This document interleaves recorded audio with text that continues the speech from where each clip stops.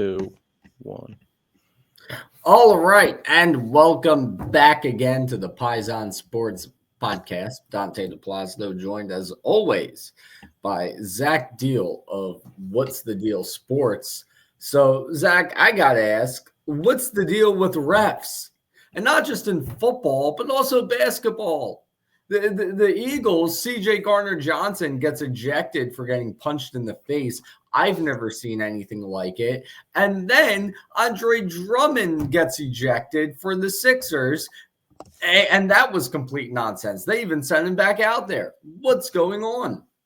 I've never seen somebody get thrown out of a game and then reinstated back into the game. So that was a first. That game was pretty wacky.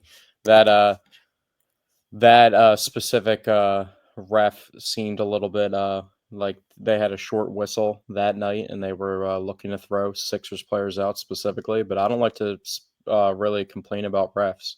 I do think the CJ Gardner-Johnson thing was a little bit shaky, but the Eagles were definitely getting their fair share of calls to the point where they had to stop calling pass interference calls on Marcus Whoa, hold on. No, because it's not like, yeah, there was pass interference calls, but there was actual pass interference. You can't deny that. And on the one play where Greg Olsen tried to say it wasn't pass interference, the guy had his arms around A.J. Brown, okay? That was pass interference. Those were rightful calls.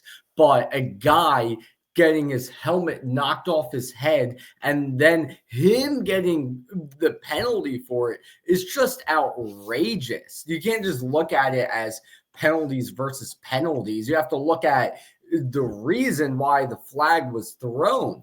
And CJ Gardner-Johnson, I don't care what he said. First of all, you're allowed to talk crap in football. Second of all, even if he did say something super outrageous, the guy who knocked his helmet off should have at least also gotten a flag. But the one thing is that you have to agree upon. The one thing that you have to agree upon is players like him and Jalen Carter have made it known a part of their identity that they're the type of players that get involved in those type of situations, and that's what the refs are looking for, those players. And they're going to but he got his helmet knocked off of him. I can't believe. Yeah, I'm not disagreeing with that. But when you have a background with being involved in those type of skirmishes throughout a game, then the refs are going to be looking for it, and that's just the case right there. And we see a lot of bad reffing going on around the league. So I wouldn't just say it was on the Eagles, but that was definitely a bad case. But from watching this season, the Eagles have every single game. The refs have been very one-sided against the Eagles. And I wouldn't say every single game. Not every single game, but the high majority of the games. And you can't even your possible counter argument if you're watching this could be, oh, well, you're just complaining because the Eagles lost. No, if you go back and watch the other podcasts throughout this season, I've complained about the refs after each win. That's how you know the refs are bad, when somebody's complaining about it after a win, because usually it's just an excuse after somebody's team has lost. But I've been complaining about it week after week after week, and it struck again against Washington. Now, I'm not trying to say that's the reason why we lost. Granted, I think if Gardner-Johnson was still in the game, we would have won. I mean, Tristan McCollum gave up some pretty big plays, some crucial plays at that. I think we lost because of Kenny frickin' Pickett, not because of the refs. But the bottom line is the refs have been awful this season. I don't like to blame the refs, so I don't even want to go down that pipeline. But why do you think? Why would you say that? Yeah, but I get what you're saying, right? You don't want to blame the refs after a loss because you don't want to be one of those people. But that makes you biased in a different way, right? Because you're trying too hard to not complain about the refs, and you're overlooking the bad refereeing because you're trying to. Not really, because it's more so a situation where after a loss, you're not really thinking objectively. Not really, because if you're gonna try and blame the refs, like, you just sound like a real sour and sore loser if you're gonna try and That's what even I though in mean. the You're victories, trying not to sound like a sour sore loser, so you're ignoring the blatant incompetence from the refs, there was either the one blatant call. First of all, incompetence or the blatant CJ bias. Gardner Johnson could get injured throughout the game, and that takes him out of the game. That wasn't the That's specific a call that brought giant him. what if. That's also wasn't the specific call. He got in trouble another time, which was his second personal foul, which Yeah, yeah, but he first of shouldn't all, have had we 2 of never them. even saw replay footage of what happened on the second interaction, so it could have been even more egregious. But that one would not have ejected him if he hadn't already gotten the personal foul for getting his helmet knocked off of him. It was an utter disgrace. It made no goddamn sense.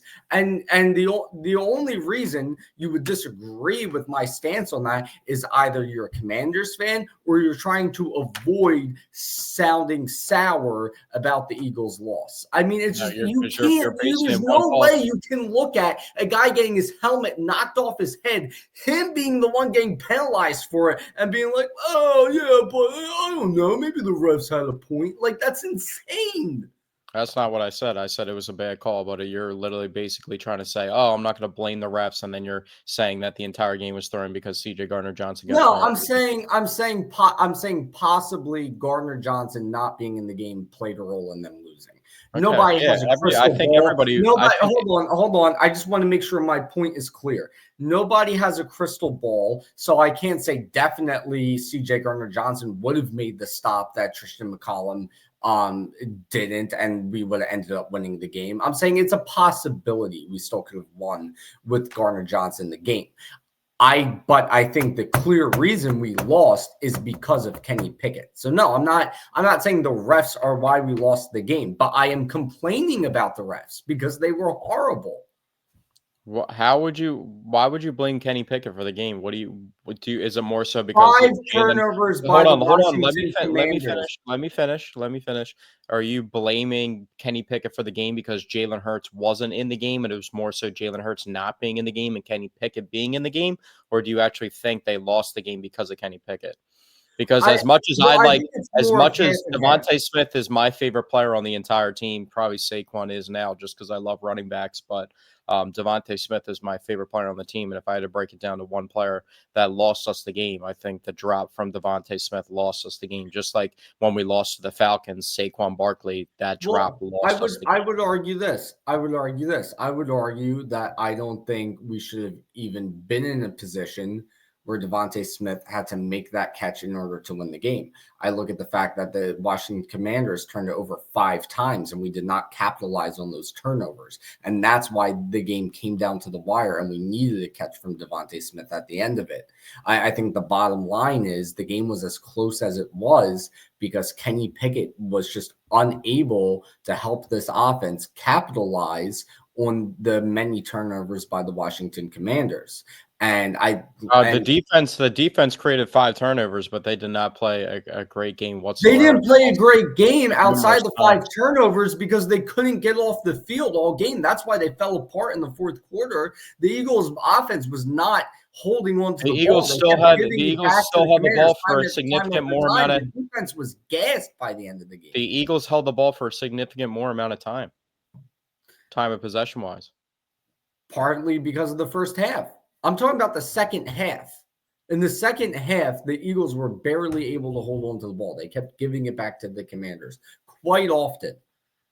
Yeah, their offense definitely didn't perform. They exploded for 21 points in the first quarter, but the game plan's all devised around Jalen Hurts being there at quarterback. And when teams can zero in on Saquon Barkley, regardless of the receivers that you have, and you have a rusty Kenny Pickett going in there, I mean, he threw a bad pick on the second drive of the game that he was in, and then he pretty much settled in. He was making in the second half, they weren't moving the ball that much, but how many times on fourth down conversions was he throwing darts over the middle on perfect passes, and he was honestly surprising me with the way that he played. So I want to blame it on Kenny Pickett. I don't think Kenny Pickett played well. I think he made some great I think throws. the defense looked the worst that they've looked in a significantly long period of time, regardless of And I the think it's interception. because they had to keep going back out onto the I know. field. I don't. I'm I not think going it's to cut also this. because there was no CJ Gardner Johnson.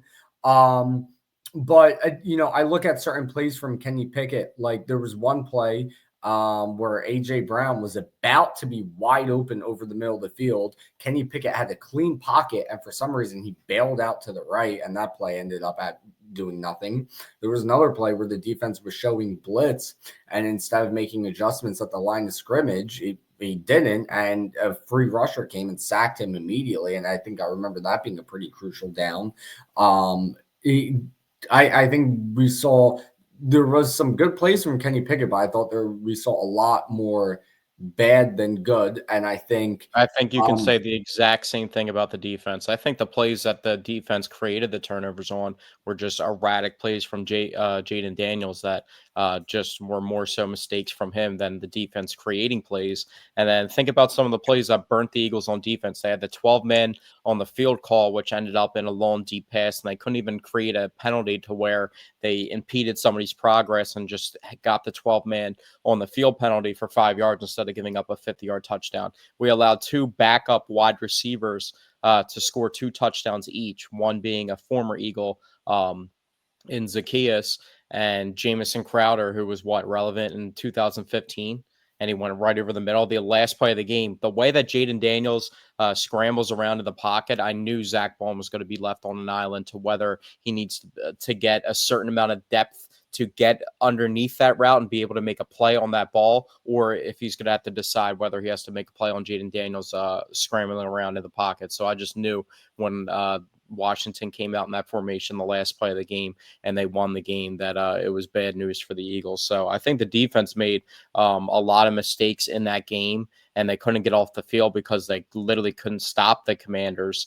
And the offense definitely didn't move the ball the way that they should. But at the end of the day, that's the way that an offense is going to look with a backup quarterback in there. Well, yeah, exactly. So that just goes back to my point in saying that the main but I would not. You're trying to blame the Kenny game on Pickett. Kenny Pickett. You're trying to blame the game on Kenny Pickett. Kenny Pickett was the one that threw the ball, and it was a perfect pass to Devontae Smith. He didn't throw a bad. It would be a different Yeah, but story. you're just looking at one play. You got to look at the general scope of how the offense performed with Kenny Pickett instead of Jalen Hurts. The main point I think we can both agree on is that if Jalen Hurts never had to leave the game with a concussion, the Eagles would have won. I don't think that excuses what happened to the defense, though, and I'm not going to blame Kenny Pickett being in the game and his inability to move the offense at some point and just say that the defense would have held up the entire time that Jalen Hurts was in there, because the defense was getting gashed to a certain point.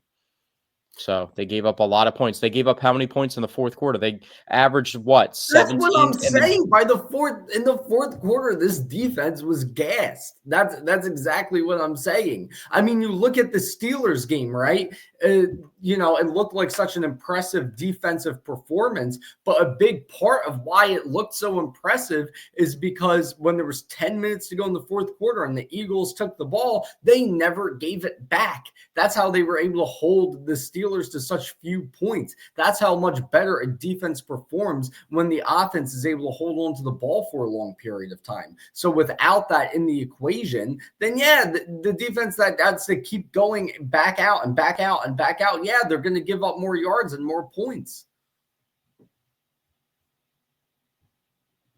I'm trying to see how long. Let me see. I'm trying to look at the time of possession. Yeah, because the defense is gashed. I mean, going into the fourth quarter, the Eagles had the ball for more time than Washington had the ball. So, but I'm like I said, I'm mainly referring to the fourth quarter.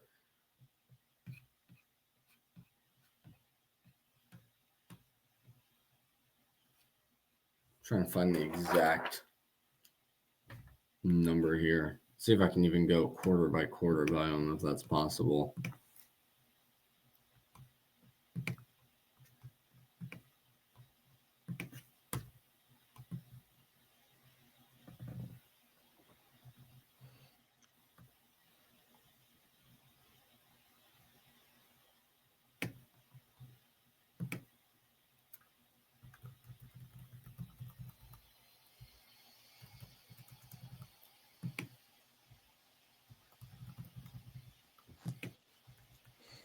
yeah, well,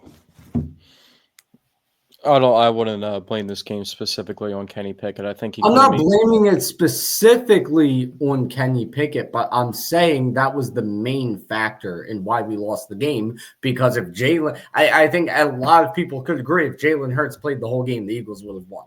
So that's why I'm saying Kenny Pickett was the main reason we lost the game. It's not an absurd statement to say I that just the think I team think that you're trying lost to without their I think you're historic trying to QB, that's shield the the big defense. reason why they lost. That's not an I think insane you're just like statement. you're not putting any blame on the defense at all. You're not acknowledging that the defense played horrible. You're just saying that they were Yeah, tired the when defense played worse. I can highlight a play you where keep making an excuse I just can that they were tired. highlight That's all a you're saying. play where the defense, where I'm not saying that the defense did bad because they were exhausted. I can highlight the touchdown that Quinyon Mitchell gave up, which was very uncharacteristic of him. Yeah, And it seemed exactly. like the reason he gave it up was because he's so used to people not testing him over the top that he didn't see it coming. So I can highlight that there. I'm not putting zero blame on the defense. I'm making a simple statement that a big reason the Eagles lost was because they did not have their star quarterback in the game, which to me is not a crazy statement at all. You can point to so many teams around the league and you can look at their upcoming matchup and say, oh, well, what if their QB got hurt? Do you think they're still going to win the game? And most people would probably say, no, I don't think so. So why is it insane to say that Jalen Hurts not playing for the Philadelphia Eagles is a big reason they lost? I don't get it. I think it's that, but it was also that you literally said in the beginning that you were blaming Kenny Pickett for the loss. You said that in the very beginning. Yes, because I'm saying yes, because I'm saying No, I'm saying because this he's you can't. That's just not fair contributing though. factor Because to them Kenny losing. Kenny Pickett did enough in the game. The defense just absolutely He crumbled. did If you not give up, do enough in the game. He did not do enough. Maybe you can say, well, he made the throw he had to make at the end. It was Devontae Smith's fault for dropping it. But if he had done enough leading up to that, they wouldn't have been in that situation to begin with. He did not capitalize on all the turnovers from the Commanders, which Jalen Hurts would have done on. So that just goes back on my point that yeah, but Kenny he's Pickett not the having to he's be our quarterback is a big reason we lost. yeah, but it's you were literally saying that he's the one to blame, and your defense giving up 36 points and 22 points in the fourth quarter is no recipe. Even if they had Jalen Hurts, that wouldn't be a recipe to win a But they football game. also But would not have given up that much if Hurts was still in the game because the Eagles would not have given the Commanders that many opportunities. all right, It's like, that's all speculation though. So we never know exactly what's going to happen. It was a crazy game with crazy dynamics, a bunch of turnovers going both sides. So uh, let me ask you this: the upcoming game against the Cowboys. If Jalen Hurts plays on Sunday, do you think the Eagles win? yes, If Kenny Pickett plays, do you think they're going to win? I think they have a good chance to win with Kenny Pickett as well. Okay, well, first of all, I think they have a solid chance. But second of all, that was a much more decisive answer when I asked if Jalen Hurts is playing. Okay, we all understand the gist of you trying to say that Jalen Hurts is better. Obviously, he's starting for a reason. He's the starting quarterback. But I just feel like you're leaving it off the hook that the defense because you don't want to criticize the defense for how bad that they played, and that had nothing to do with Kenny Pickett being in the game because they were just on the field, and there were certain points where they could not get off the field, and it was a game up and down game where they created a lot of turnovers. But a lot of the turnovers, if you go back and look at the turnovers, were just self-made mistakes by Jaden Daniels that got the Eagles the ball back. And yeah, they didn't capitalize on it, but the defense, that still doesn't let them off the hook for how many points I'm that they not allowed. letting them off the hook But because they regardless, we created keep spinning in turnovers. a I'm not circle. letting the defense off the. Did you hear me once say I think the defense played well? No, but like I'm saying, I'm just making a simple statement that us not having our star QB is a huge reason why we Okay, lost. we understand that we're spinning tires right now. So, you know what I do think is interesting with you talking about CJ Gardner Johnson going out of the game. And I know Sidney Brown is more so like a strong safety, but I don't know why Tristan McCullum is the guy that goes into the game as the Yeah, I backup don't get safety. it Now, you either. would think Sidney Brown would be that guy. And I know Sidney Brown's been banged up with injuries. And I know you were high on Sidney Brown before, and a lot of people in the Eagles organization was high on Sidney Brown. He made huge plays. He tore his ACL in the Cardinals game last year, where he also had the pick six, almost like a 100-yard pick six in that game. So he's flashed before. We know his brother is on the Bengals and is the running back, having a really breakout season for them. So it kind of runs in the family. But I just think that's interesting that, and that's happened a couple times before where CJ Gardner Johnson's got injured or banged up for a couple plays, and they throw Tristan McCullum as the first safety back in there when he's actually new to the organization as well as of this year. And Sidney Brown's been in the organization for a couple years now. So I just kind of thought that was interesting. Do you have any thoughts on that? Yeah, I'm over. I don't understand it. It made me upset watching the game on Sunday, seeing McCullum in there instead of Sidney Brown. I don't understand it. I don't think Tristan McCullum is very good at all. I really like what I saw from Sidney Brown when he got playing time at safety last season. Um, And I think there's an I, issue where if you don't have like a real super athletic guy that can cover a lot of ground in space, and you try and have Reed Blankenship back there in the secondary next to a guy like that, if you don't have a guy like C.J. Gardner Johnson that knows how to play with Reed Blankenship, then it's tougher to overcome some of the weaknesses to Reed Blankenship's game, because I also think that he has some limitations to his game, even though he makes a lot of plays, and I don't want to like harp on him and blame him for anything in the game. But when there's any injuries to the secondary, it just kind of weakens and highlights him a little bit more. yeah, but I think Sidney Brown is very athletic. That was kind of his No, I thing. was just more so saying if like Tristan McCullum is in the game, then it Oh, makes it harder on to Reed okay, Blankenship yeah, I get what himself. you're saying. Yeah, because Sidney Brown coming out of college, I'm pretty sure that was his whole thing is athleticism. So yeah, that makes more sense when talking about Tristan McCollum. Um, yeah, no, I think that was a mistake. I don't know why they refused to throw Sidney Brown in there. I think he should be getting reps regardless.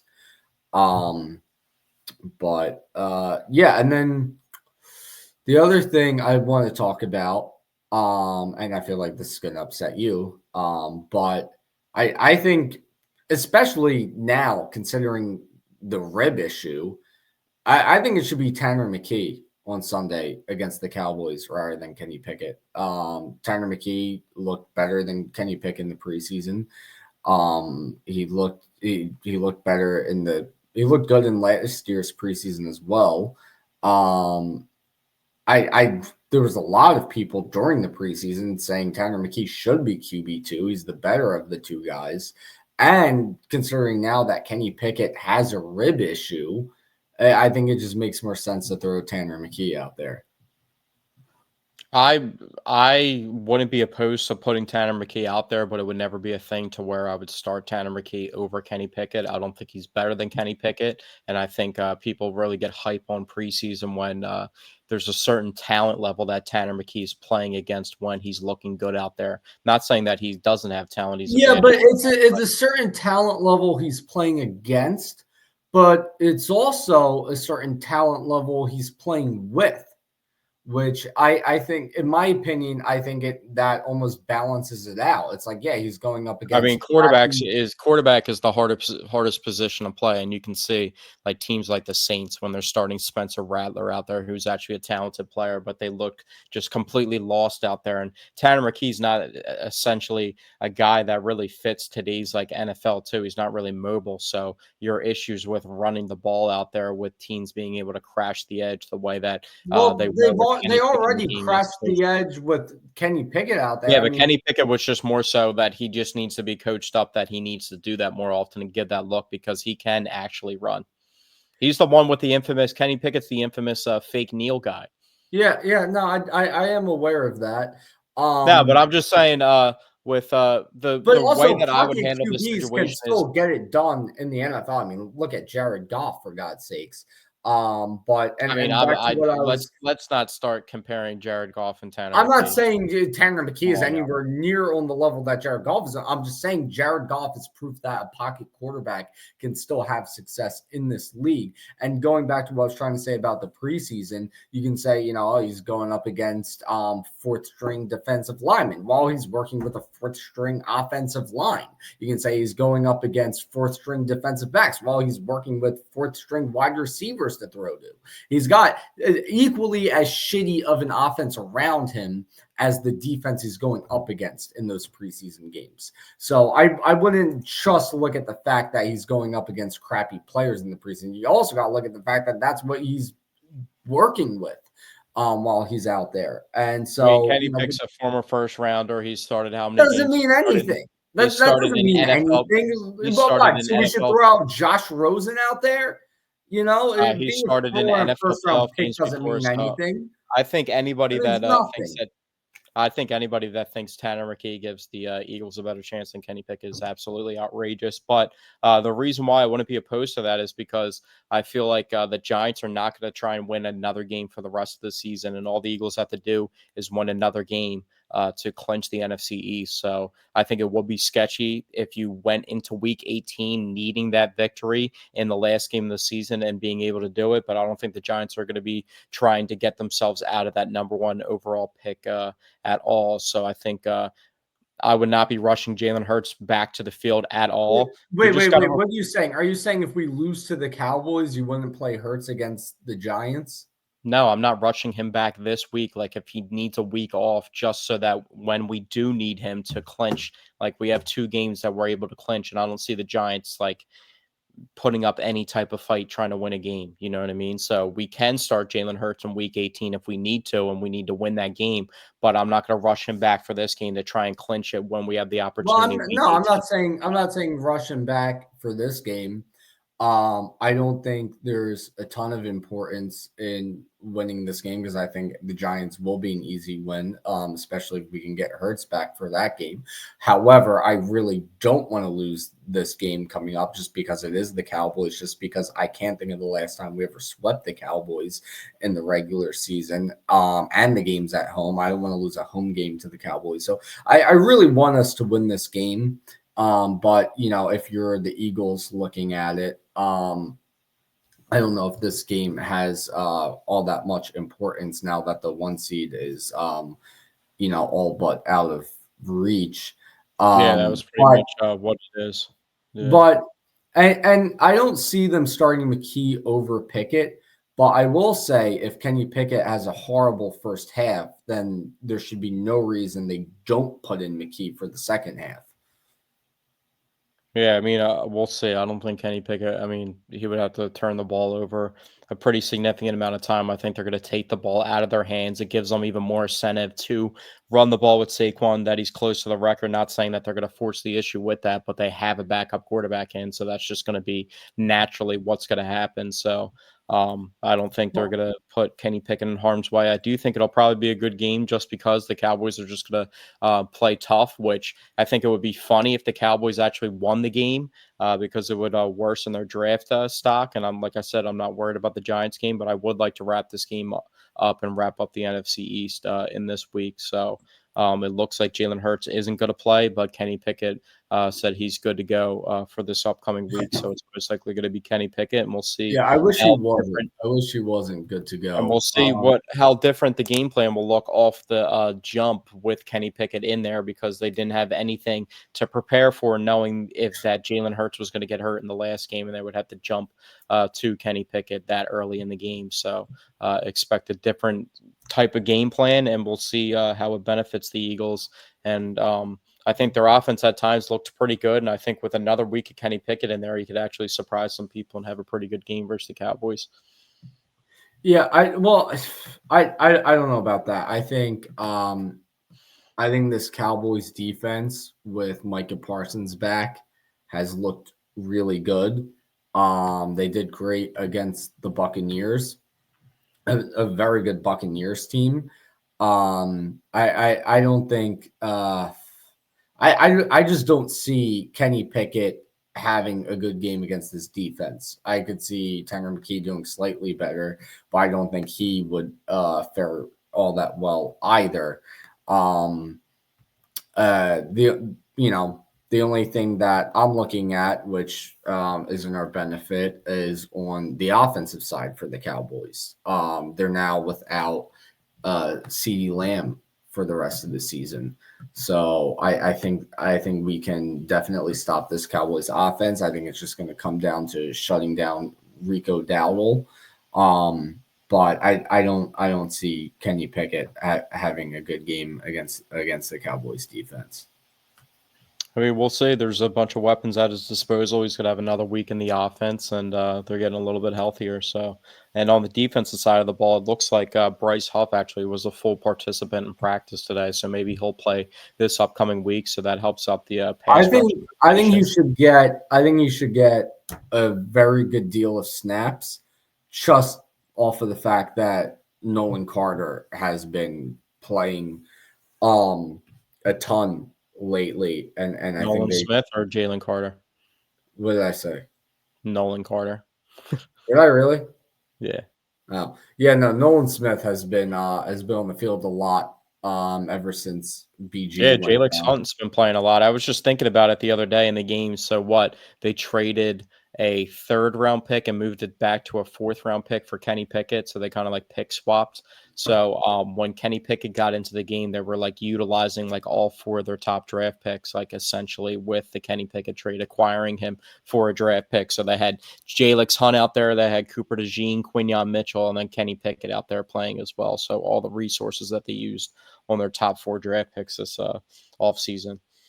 And when you think about last year's draft and the way that it's shaping out, I think everybody would have said after last year that CJ Stroud was the best player out of that draft, just the impact that he made at quarterback at such a short period of time. But with his sophomore slump, even though he might not be playing the best statistically, he still has his team winning his division. So I wouldn't say he's having the worst season, but I think everybody would agree right now that Jalen Carter looks like the best player from the draft. So for Howie to be able to get the best player from last year's draft and then the best free agent in the free agent market in this year, and you just see the impact that it's made on the team and how well they're playing this year. That's just that's how quick you can turn around a roster that looks like it's kind of flaming out a little bit.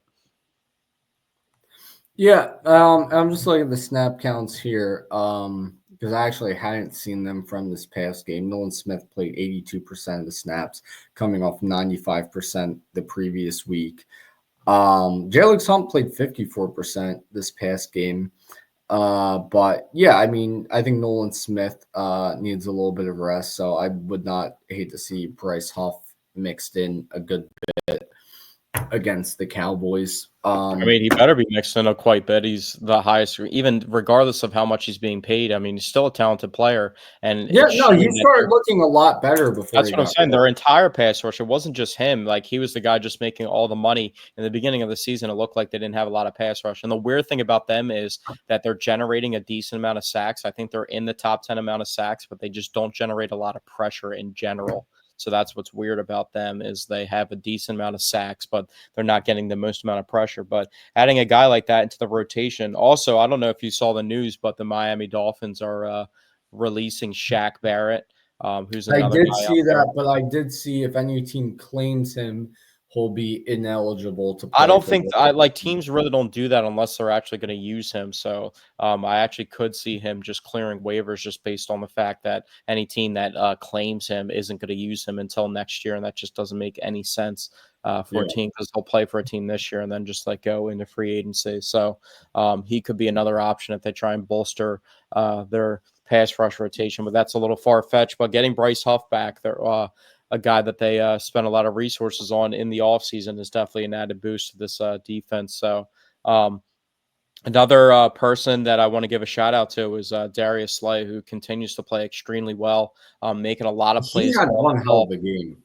If he just doesn't get hurt every single game would be so much better. And I think that was also one of the reasons why that 50-yard play when they had 12 guys on the field. I think Keeley Ringa was on the field for him, and then he tried to substitute back in. There was a lack of Yeah. communication. Yeah, so if So he hadn't initially gotten hurt in the game, that 50-yard touchdown would have never happened. But while he was on the field, he made quite a few big plays. He I think really he's right showed outside of big, the big, when I big was looking plays. last, it By was the like way, sorry, not to cut you off, but I did notice you called him by the wrong name. It's big play Slay. slide. Well, it's Slay or a big play Slay. Do not call him that other name. He does not like that. It's Slay. All right, I'll call him Darius if I want to call him Darius. Oh, Yeah. How about oh, that? How about that? Lay it oh. down on the table like that. But yeah, I think he played really well, and I think a lot of people just like to harp on him and act like the rookies at times don't have I their troubles. I think Quinyon Mitchell definitely didn't have his best game, and I think Cooper DeJean has kind of looked off for a couple weeks now. So, um, yeah, as I thought they might hit a little bit of a wall or a slump at some point, but at least Darius Slay's picking up some of the slack there. So I'm not too worried about Cooper DeJean or um, Quinyon Mitchell. I just think at times that they're not perfect, and it's not just going to be lockdown defense every single day week.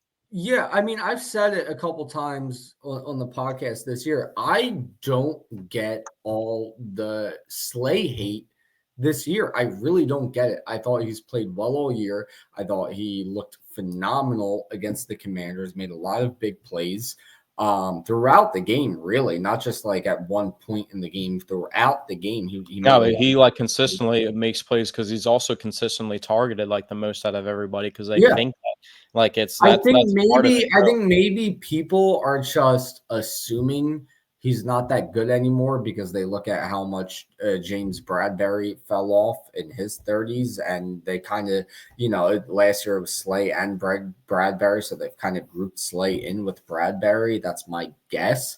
But I mean, Slay is still one hell of a corner. And what is he like? Is he like 33, 34 now? Yeah, I think he's 33. I mean, it's insane how he's still playing at this high of a level for a corner. Corners. He'll actually be 34 on January 1st. So Yeah. he'll be So he's 34 for the he's yeah he's playoffs. pretty much 34 years old, and he's still playing at a very high level, which most corners fall off by the time they hit 30. Even look at one of the greatest of all time, Darrell Revis. He hit 30, and then he just turned into Carrie Williams. So I don't think he ever fell into that. I think he was in his prime for his entire career, but he no, definitely wait, do you not remember how bad he was in his final season? He was burnt toast. He was awful. I'm not to like hate on Darrell Revis. He had and Hall of Fame great. He's one of the greatest corners of all time. He had one of the greatest primes of all time.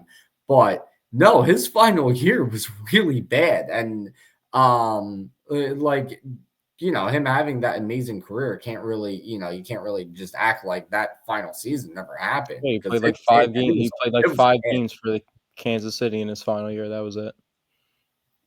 Oh, I think I'm referring to the year before that then.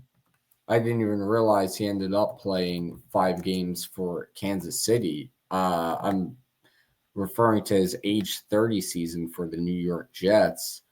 Age Um, 30, he was a Pro Bowler. 31. Okay, I was off by a year. Yeah, he was 31 years old for the New York Jets. He was not good that year from what I remember. I remember multiple big play touchdowns he gave up. And I even recall the call on one of those big touchdowns he gave up. And the broadcaster, whoever it was, yelled, and it was Darrell Revis again, just highlighting how bad he had been that season.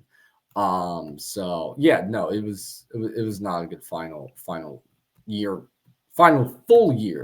for Darrell Revis. But it was at age 31. Yeah, I mean, everyone ages differently. There's also been other corners that played like significantly into their 30s that were good. So, but Darius Slay doesn't fall in that category. I mean, he's still playing at a high level at Yeah. the age of 34 to the point where like you could also justify bringing him back because there might not be a better option on the outside for a 1 year position. Who Um, was the corner for the Vikings that was still really good when he was like 38 years old? Terrence Newman, Is that who it was? Let me the see. former Cowboy. I think that might be the guy I was thinking of. Is 46 now, probably played for the Vikings in 2016. Yeah, that's exactly who I was thinking of. Yeah, he played until he was 39. That was his final year for the Yeah, he was on the Vikings. Cowboys forever. He was fire. Yeah, and he was part of that 2017 Vikings defense. So that just shows you how well he aged. Started both playoff games But for how do them. we feel after the loss to Washington? Do you think it was more so fluky, or are you actually concerned that Fluky. No, there was come like? on. Come on. I'm not concerned. I mean, this team was just on a 10-game win streak, you I know know? they had to lose at some point, but we didn't really expect a team that was giving up 4 points a game to give up 36 points and to give up 22 points in the fourth It quarter. I'm happens. not It's saying that it the was all. NFL. I'm not saying that Kenny Pickett and the offense didn't do the defense any favors, but at the end of the day, the defense did give up that many points. So I think there could be blame on both sides of the I, ball. I Um, brought up this exact same topic last week, and I pointed to 2017 when Nick Foles started his first game back against the Giants, and he threw for 4 touchdowns, but the defense played bad. And everybody was like, why does our defense suddenly suck all of a sudden? And then the defense was great the rest of the way, apart from the yeah, there's Super going to be hiccups in the Bowl against road, Tom especially Brady. versus But talented yeah, I quarterback mean, like it's one Daniels. game. I'm not worried about one game. If they play bad against Cooper Rush without what's his name? CeeDee Lamb, I think that CeeDee would Lamb, definitely then I'll be worried. yeah. Then I'll be worried. But no, I'm not. I'm not Yeah, worried. I don't think there's anything to worry about for the rest of the season. I mean, they already had their playoff position locked up. I don't want them to let off the gas, so I do want them to win the NFC East and do it this week. So that would look good. But there's nothing to worry about for the rest of this season. Is there anything that concerns you going into the playoffs when you look at other teams like the Lions, or because I the Bucks actually had the Eagles as the favorites to win the Super Bowl, and then after this loss, they dropped them to like fifth favorite odds. It was it's almost like ridiculous. it's It's almost like they had like a ridiculous. season-ending injury or something happen. Yeah, Like I and it know. wasn't just And summed up to the like a big Commanders crazy fluky fans game. and the Commanders fans were celebrating like they beat us at full strength. The Like they Commanders, didn't not even their lose to fans, us their earlier team in the was celebrating. season. The team was Yeah, and the celebrating in the locker team room like that. and you know what? Actually, I told you before we started the podcast. I was gonna think of my meatball of the week mid podcast because I knew something would come to mind, and it has. My meatball of the week is actually meatballs of the week are Joe Davis and Greg Olson. That was painful to listen to. I think I would rather listen to that song by what's his name? Who's that British dude who was part of the Sidemen? What the hell? KSI. I think I would rather listen to KSI's new song on replay for 24 straight hours than having to listen to those jerk offs again. All I good. thought Greg Olson was everybody's favorite. All game, they wouldn't shut up about how astonishing it was that the the Commanders are only down by 5. How is this even possible? While our backup quarterback is in the game. Oh, the Commanders have the lead. This is preposterous. They've turned it over 5 times. How? It just insane. And at no point during all of that did they ever reference the fact that Jalen Hurts was no longer in the Yeah, I game. did notice It that. was I think they were being insane. It pretty was biased. horrible. And now we have to deal with them again against the Cowboys. I think I might actually, because I'm pretty sure YouTube TV has the option to listen to the radio feed instead. I'm probably going to do that because I cannot fucking listen to them anymore. That was excruciating.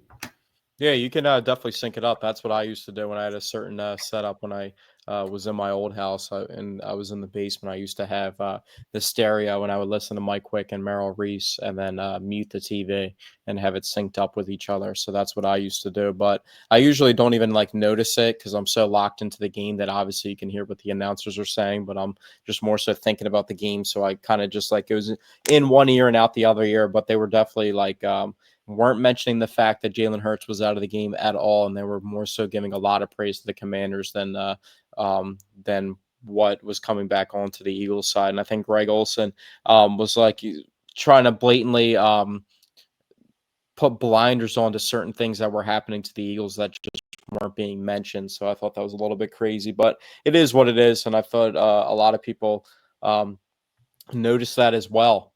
But it is what it is. The announcers don't have any impact on the game, so you just got to Yeah, sit I through know, it. but it's And I just think a lot of it people was criticized Tom awful to Brady. listen to. I couldn't stand it. I couldn't. And I think up until that point, it was kind of surprising because a lot of people thought Greg Olson was one of the best in the game, and I kind of always thought that it was more so Yeah, but like I it don't really feels like notice no him, matter so. how great a commentator is, I feel like they're just usually biased when the Eagles are playing. I think there's just a lot of hate for the Eagles. And there undoubtedly is from the NFL fans in general, and anytime the Eagles lose, you go on Instagram and the top comment is like, oh, when the Eagles lose, America wins. You know what I mean? So we are definitely one of the most hated teams. So it wouldn't surprise me if, the media also secretly hates us or subconsciously hates us. I thought Tom Brady was pretty good as a commentator when he commentated us playing. Tony Romo was awful. I was actually a little surprised. First time we ever played a game with Tony Romo commentating was against the Panthers in 2017. And I remember Tony Romo being very unbiased in that game. I was very pleasantly surprised. I actually enjoyed listening to him in that game. But this year he was absolutely terrible. It was difficult to listen to. And also when we played the Rams, we went into that game on a 6-game win streak, I believe at the time, 6 or 7 games. Meanwhile, the Rams had won 4 out of their last 5. And they could not shut up about the fact that, oh, the Rams look good. They've won 4 out of their last 5, but never mentioned the fact that the Eagles were currently on a 6 or 7-game win streak. It was, the Rams, 4 of their last 5. Oh, they look good. They might beat this Eagles team. They look good. And I feel like it's with the announcers or just the broadcast of the game in general. I feel like it's a lot of this crap pretty much every week, with the exception of the game Tom Brady called. I thought he was pretty good. Yeah, I think you need to take a little bit of time and not focus on the negativity as much as you do, because it seems like it works you up a lot. And you got the refs working you up, and you got the commentating booth working you up too. So a lot works me up. It's how but getting myself worked up is how I get through it. Anyway, but last couple topics. Back. Oh, you want to do another couple topics? Another couple topics. Just a couple things about the Eagles moving forward as the season winds down. Saquon, 268 yards away from the record, 2 games left. If they lose to the Cowboys, then there would actually be incentive to play him versus the Giants, at least for a little bit in the game until it gets out of hand, and he can rack up rushing yards pretty quickly like we saw him do in the earlier matchup in New Jersey this year. So do you think he gets the record? Do you think they actively push for him to get the record? Do you think because they might have to start a backup quarterback in one out of these 2 games that he's just going to naturally get the record because of the usage? What do you think happens with Saquon in the record? Well, I wouldn't phrase the question as, do you think they play him? I think they're going to entirely leave it up to him. So I think the question is, do you think he is going to want to play for the record against the Giants if they've already beaten the Cowboys? I think he needs to get a really big chunk of it against the Cowboys, and kind of make it easier against the Giants to where it's like, all right, just go out there until you break the record, and then that's that. Let's say he hypothetically goes off for 170 against the Cowboys, which sounds insane, but it's Saquon Barkley, so it's really not. It's definitely in the realm of possibility. If he goes off for 170, he still needs 90 more, actually, even if he goes off for 170. It would need 98 more yards.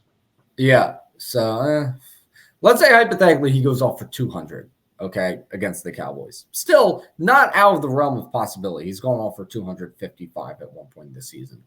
So let's say he goes off for 200 against the Cowboys, and then he needs 61 more against the Giants. That's like, all right, go out there, get your 60 yards, and then we'll pull you. So I think as long as he gets in reasonable striking distance, he plays against the Giants no matter what.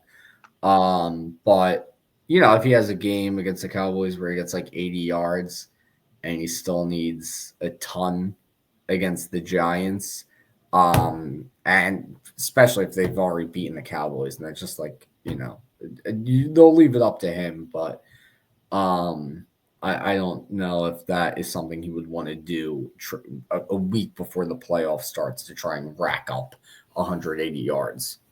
Well, do you think if Jalen Hurts isn't able to go this week versus the Giants or versus the Cowboys and say they win and wrap up the NFC East, do you think he plays versus the Giants at all because he was No. off? Because he was off versus the Cowboys, and that would be giving like a 2-week bye for him, just to get like the blood flowing a little bit, maybe like a drive or two.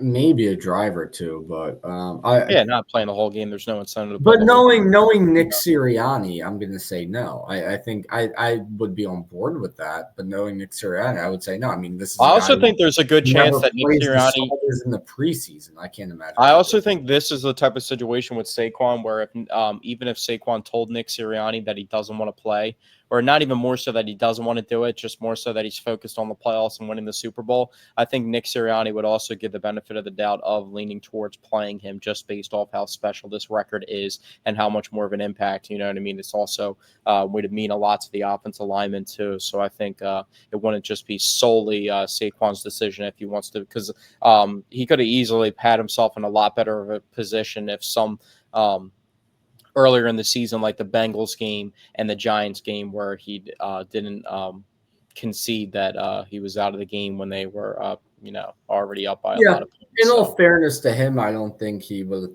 have thought he'd come this close to breaking the record.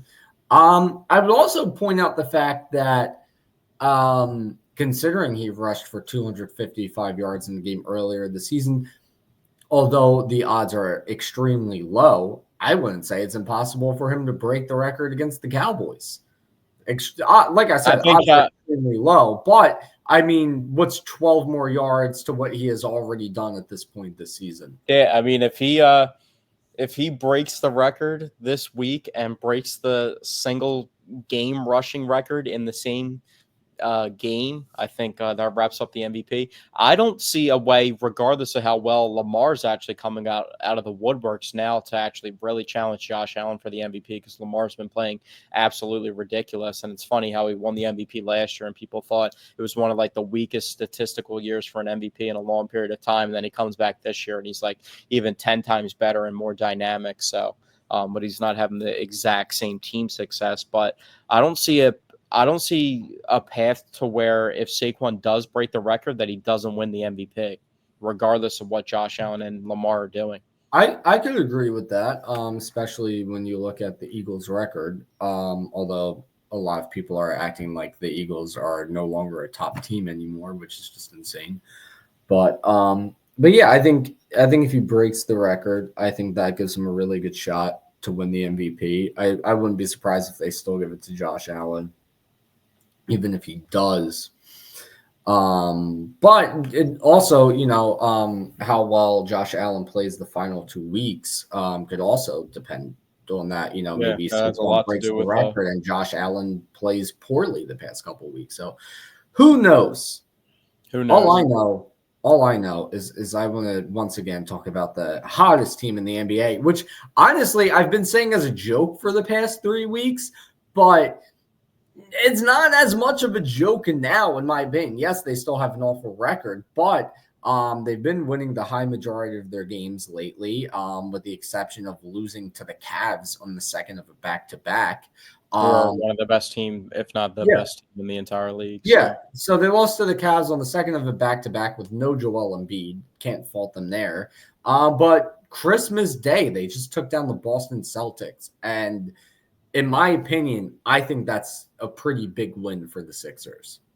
Yeah, and it kind of showed that this was like the first time that I feel like people can feel comfortable, and it was like a national showcase. So people that weren't watching the Ravens game and was more so tuned in to the Sixers could see that the extension outside of the big three, they can have an impact with rotational players. And I think if you watch that game, Caleb Martin was absolutely ridiculous in that game. I mean, Yeah, he what put he had 21 six in the game, threes, seven.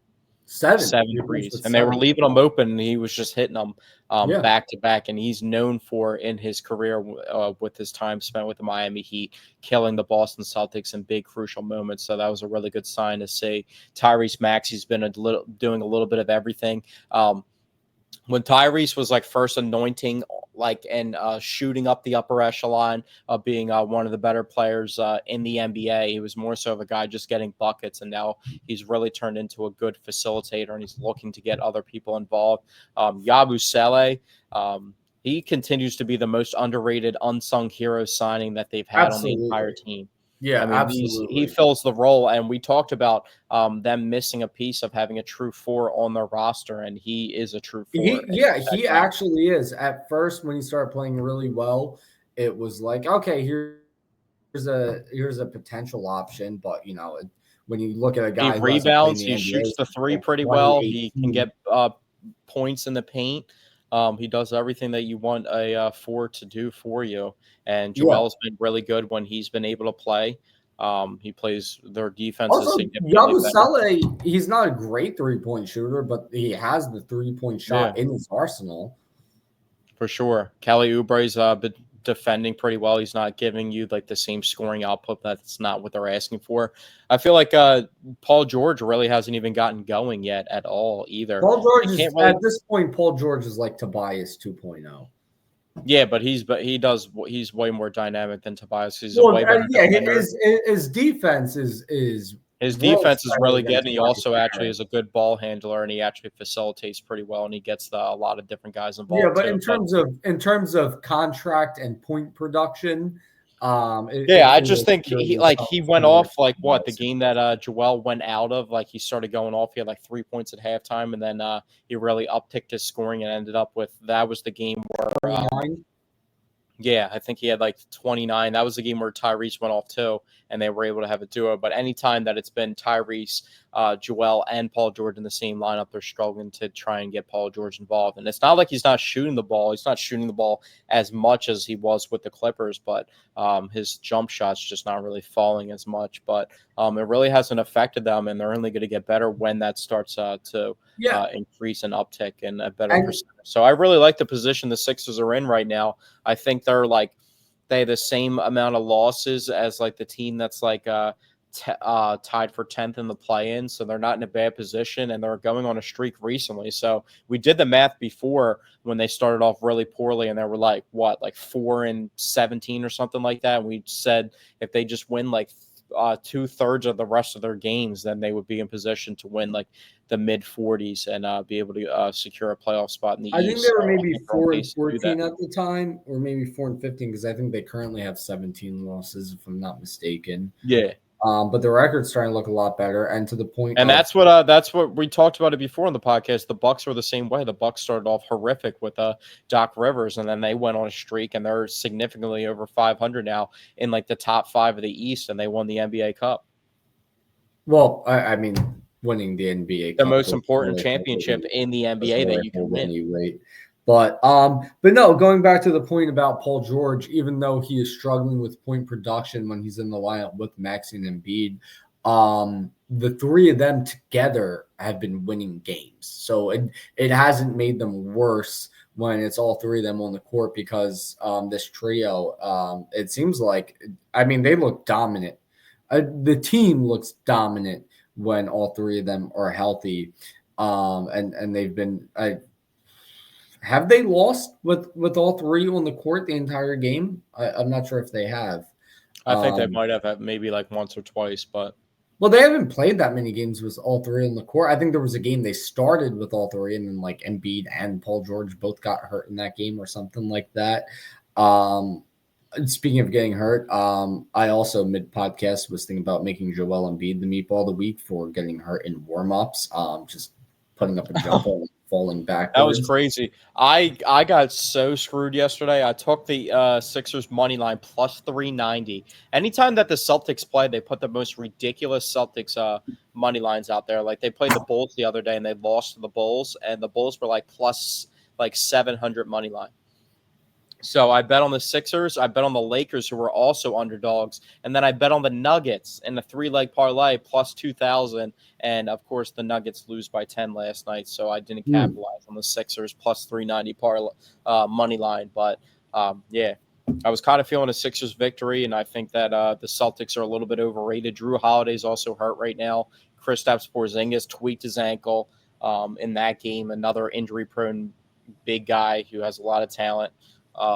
But yeah, I like the position that the Sixers are in right now. And it's also kind of like this the loss of what I was kind of thinking is it sucks that Jared McCain got hurt, but I don't think they had in their initial plans that Jared McCain was going to be a huge part of their roster. So I feel like they're not feeling as big as an Oh impact yeah, of like the overall scheme of plan, you know what I yeah, mean? As opposed to absolutely. like if it was one of like the big three guys. Yeah, Even no, though if Jared absolutely. McCain Even was if on this they roster, this team would even be that much better. Like this team would be a serious. this team would be very And I think scary. Jared McCain just announced on his YouTube channel that he's going to be out for the rest of the season. So that sucks and is Yeah, unfortunate. But that I is mean, very I'd rather unfortunate. him. You know, he's so early into his career. He already had flashes, shown a lot of good things. So I'd rather him rest up and just be able to use him for the future. It is very unfortunate, but I did put money on him to win Rookie of the Year, so that sucks. Um, but yeah, no, I mean, even if they lost Kelly Oubre, I would say Kelly Oubre was more in their plans than Jared McCain was. You don't really put a rookie in your plans. You don't really build a roster and factor in. Oh, okay, well, we have Jared McCain at this position, so we don't really need to worry about that in free agency or whatever. You build the best roster you can, and then the rookies are also there, right? So yeah, it doesn't really hurt the roster that the Sixers intended on having I this think season. the most way that it hurts the roster is like for those nights where they're not going to play Joel or Paul George on the back to backs, where they need that extra scoring production output Yeah, from a guy like Jared McCain. That's the nights that it's going to be tough for yeah, the Sixers. that's a very good point. So it is very unfortunate he's out for the year, but I think with this win against the Celtics, it shows that when this team is healthy, they are a threat in the NBA. Oh, for sure. And I think that's just the point where when people talk about trying to move on from Joel Embiid, there's no point of having him on the roster. It's like these type of games that just show you that anytime that you have a healthy Joel Embiid and you pair him with Tyrese Maxey, and then you also have the luxury of just having that contract to Paul George that you gave on the preseason or in the offseason, and he's not even getting going just yet. It just shows how dangerous this team could be. And the last couple of times that we were talking about the Sixers on this podcast, we were a lot more doom and gloom. And that just shows how quickly that the NBA can turn around and just having players I feel available. like It was we've been never like the lack of slowly. like talent. It was never a frustration that we were getting frustrated over a lack of talent on the current roster. It was just getting those guys on the court. And when Yeah, they're on the no, I court, it's think, not an issue. And that's just but where the frustration lies with this team. I think on this podcast, however, we were slowly getting a little more optimistic about the Sixers each week. But I Well, think we this. just kept saying that we can't truly judge them until we see all these guys on the court for a significant period of time and actually be able to judge the team that they're trying to put on the court and see where they're at as opposed to what they have to put on Yeah, the court at the current moment. turns out it's a pretty good team. In my opinion. Um, now I lost my train of thought. I forget what I was about to say, but I can't tell you what else I wanted to say. Is first of all, I have no idea how pretty much every other game this season has been against the Charlotte Hornets, but in the most recent game against the Hornets, Maxey really came up clutch in that fourth quarter. I think he's really turning into not just a star player like he turned into last year, but I think he's really turning into a star player that you can lean on. Yeah, I think he's becoming a lot more of a reliable player, and that just shows that he's even taking initiative with the offense and is still like the primary option, even with a guy like Paul George out on the floor. So it just shows that he's not changing his game. And like I said, he's becoming a lot better of a facilitator too. Before it was more so him just getting buckets and scoring a lot and looking for his shot. And that's why a lot of people considered him a two guard, but it seems like he's getting a lot more people involved now in facilitating and just becoming a more overall player. So Tyrese Maxey, kudos to him. Joel does his thing when he gets out on the court. Like I said, the defense is significantly better inside the paint. It was also good. They were playing without Andre Drummond for a long period of time too with an injury, so it was good to get him back. He's actually really important because they were without Andre Drummond and Joel Embiid for a certain period of time, and they were having like Yabusele at the 5. So to see those guys back, Andre Drummond is like the insurance policy for Joel Embiid. So we need one of those guys at least healthy, and when they're both healthy, that's a really good guy that you can get to spell Joel Embiid. Yeah. One final thing to quickly talk about before we get out of here. The Phillies front office has no goddamn idea what they're doing. I think Jesus Luzardo is potentially a good pickup. He's pitched really well. With the exception of last year. Or am I thinking of? No, I'm thinking Jordan Romano. I'm looking at baseball reference pages in my head, and at first I was picturing Jordan Romano, who pitched lights out year after year up until last season, where he didn't pitch well, and that's what I was thinking of. Jesus Luzardo, not like a great pitcher where it's like, oh yeah, we got him, great. Like I had mentioned, also I didn't feel another starter is what they needed. And then their big outfield signing ended up being Max Kepler, who was never that high level outfielder, and now he's just old, and it's just. And now you told me apparently rumors they're looking to possibly trade Ranger Suarez. Yeah, that's been a rumor that's been floating around. This is just turning into a dumpster fire. Well, it's not just rumors that are floating around there. It's also something that you can kind of see coming just with they're still acquiring starting pitchers right now. But that makes no sense. Ranger Suarez. I told you, I think he gets banged up a lot. I'm not advocating. I'm just painting the picture of Jesus Luzardo had an ERA of 5.0 last year. He had 2. Yeah, if you look at Jesus Luzardo, I think the eye test with him is a lot better than what his actual numbers look like. Awful. I don't want to hear shit about eye test. Look how Taiwan Walker panned out. I don't want to hear goddamn shit about eye test. I'm so fed up with what this team is doing. When you accompany last offseason along with this one, I'm just goddamn fed up. And that's really all I have to say about it. I don't know if you have any further. Well, what would you do? What do you do? The rumors are Alec Bohm and Ranger Suarez. There's been a lot of rumors about those two guys moving around. They kind of showed that, that they're not going to spend too much money. They're just going to deal with what they have on the roster. I feel like you would have to package, if you want a true bat, you would have to package like Alec Bohm and Ranger Suarez together. But I don't know. Like I have said, I think doing nothing is better than doing too much. I still don't like doing nothing because I said that last week, but the fact that Max Kepler is our big signing makes me realize I dislike doing nothing more than I thought I would. Yeah, that's what I'm saying. But don't give away talent. Like that's an even. Well, also, how do you feel about them most likely not bringing back Jeff Hoffman? I don't like that. I don't love that either. I don't like anything they're doing. That's all I have to say. That's all I have to say. I don't like a single thing this team is doing right now. You're not a fan of it? Not keeping Jeff Hoffman? No. He was lights out last season. I don't think it's I would be more upset if they traded Ranger Suarez than if they didn't bring back Jeff Hoffman because you brought up a good point last week.